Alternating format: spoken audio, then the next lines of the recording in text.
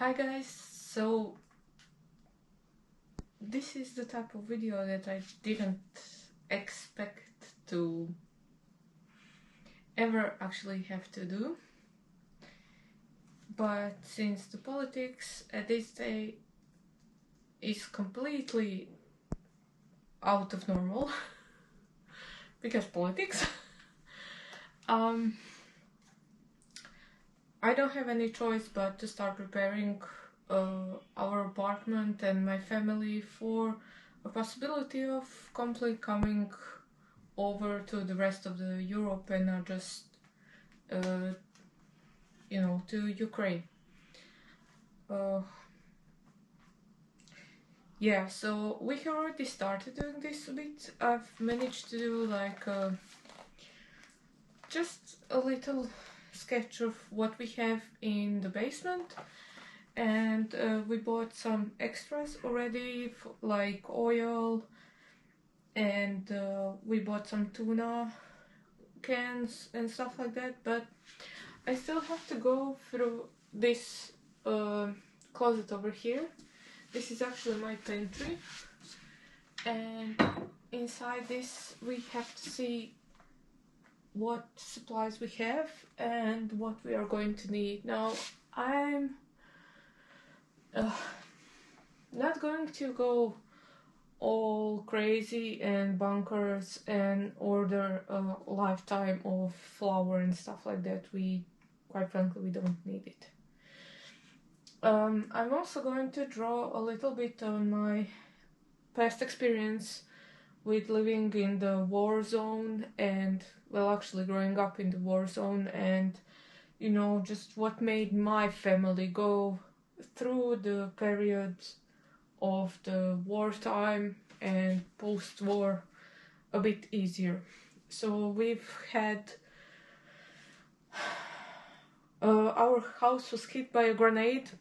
We were left without a roof, but we made it work. And one of the most important things for us was the pantry and the garden. Now, I'm hoping that we won't have any sort of nuclear conflict and that there won't be, the worst case scenarios. But still, I think that it's about time that we start preparing ourselves even in that case. So our building is made out of thick concrete, and it should withstand the blast unless we are actually at the exact epicenter of the bomb. And at least some of the food should be available for us even if that happens. That's why we're going to stock at a couple of places. So the first line of pantry defense will be this pantry closet over here, where we are going to store some of the supplies. The second line of pantry defense is going to be inside the cellar, because that way we'll see how things go. I think that there won't actually in the end be any war, but in case there is none, we're just gonna eat this. All of the stuff that we put inside the pantry and inside the cellar, we're just not going to buy any more stuff until that is all in the normal quantities. But if there's a war, at least we're going to be prepared, because especially with my food allergies, I have to be very, very conscious of what I'm eating, because otherwise I can get really sick. And being sick when there are like bombs falling around you is not a very good thing. Trust me. Been there, done that. Not a good thing to do. So, yeah. We also have a cat, and we have to also prepare her for the possibilities of the problems that may arise in the war. Now, even though if you're not directly in the war zone, behind the line of defense and stuff like that, if the line of defense is like, I don't know how many kilometers away from you, you might still feel some consequences of the war. For instance, the transportation is difficult. If in one country there's a war, it takes a very long time to deliver anything, and as in any war, the convoys and the transport is a thing that is being targeted, because this is a type of assault. Assaulting the transport of food and of supplies is a form of war assault, because if you are depleting the supplies of a nation, you are actually depleting also their optimism and will to fight. So, except the food, there are also some of the hygiene products that I as a woman need. Also, we need some kitty litter, because, you know, cat, and a spoiled one at that. And we also need some usual hygienic supplies that we are usually using. Now, I have gone this year back to the old days of using naturally made cleaning products. That is actually going to make my life now a bit easier, because I know that, okay, I don't need, I don't know how much of the chemicals and of whatnots to just clean my house. I know that I need, I don't know, a couple of lemons and I can clean the entire bathroom, literally. 2 lemons. That's all I need. But yeah, we're still going to take now note of all of this, and then besides the flour, some of the grains, I'm also going to make sure that we buy some of the dry foods and canned goods as well. One of the best things that you can buy at this point is Spam, whether you like it or not. But this is the type of product that is long-lasting product, that is full of protein, that is meat-based, and it is one of the things that can last a long time in your pantry. I've also noticed, I took a note today, mental note at the store. There were some canned salamis and stuff like that, and we are also going to take that. In the worst case scenario, at least we will have something to feed our cat. It's not healthy for her, but it's at least some sort of food. And also it can nourish us. We can do some of the food stuff. You know, prepare some dishes with it as well. You may frown upon hearing Spam and conserved salami and stuff and whatnot, but trust me, you may frown the first time you see it on your plate, but after a while, when there's like the only meat that you can eat at a certain point, you're going to eat it.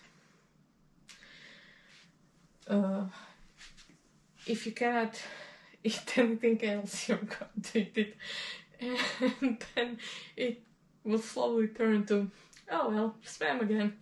Okay, it's okay, I'll eat. Yeah, so let's start. Yeah.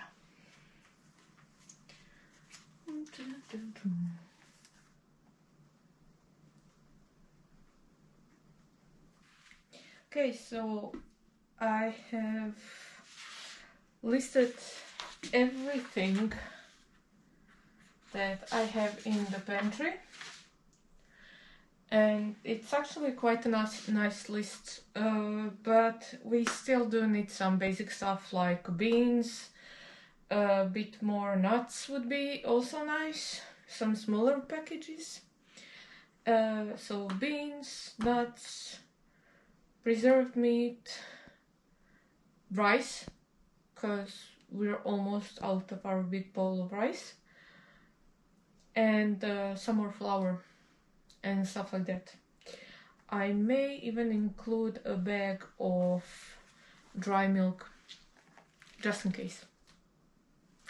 And we also need a bit more milk and a bit more oil, so we're going to go now to the shops and see what we find, because there's been a bit of how to say, the stocks of oil have been a bit small in the last couple of days. There's no like sunflower oil, and we prefer to use sunflower oil in our kitchen. So we're going to try and see if we can find the sunflower oil. But even today, the stock of just rapeseed oil or canola oil was a bit low. So let's go and hunt. Hi, we have just came back from the store, and I'm now going to sort out what we brought here for the upstairs pantry. Everything that's going, this is like maybe 1/3 of the stuff that we bought. Everything else is actually going to the basement. So there are some things that are going to the basement that we didn't yet brought in here because they're just going to be for the storage area. So stuff like a big box of tomato puree wasn't brought up, and pineapples weren't brought up, and yeah, some more stuff like that wasn't actually there. It's not necessary to store it yet here, so we're just going to store it into the basement. I haven't yet managed to find the spam that I wanted, and we still have to order cat food, cat litter. I didn't buy it. The flour, and I didn't find any dried beans. I did buy a bit of lens, but no dried beans so far, and yeah, and also dried milk. That's something that I didn't buy. But so let's just unpackage this and package everything into the pantry. I have some boxes over there so that I can package some stuff if they're like extras, and that they're just cardboard boxes, but they are going to be perfectly fine for storing stuff in the storage. We don't need it to be Pinterest perfect. Let's go. There is one staple that I would really like to have in my pantry and storage, but am unable to find it as well, and that is lard. Now, lard is extremely versatile thing to use in your kitchen. When we were kids, we were just using it instead of butter or margarine, because you just put it on bread and maybe salt it a bit and put some spices on it, and you can eat it, and it's actually quite filling.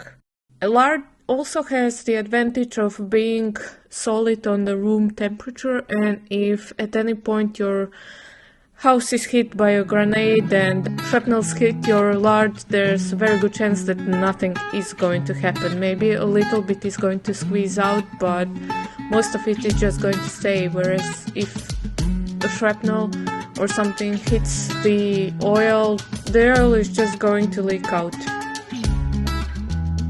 Also, traditionally we would store the lard in a huge 50-liter or 1-gallon buckets that were made out of metal, so that would also help in preventing the further damage.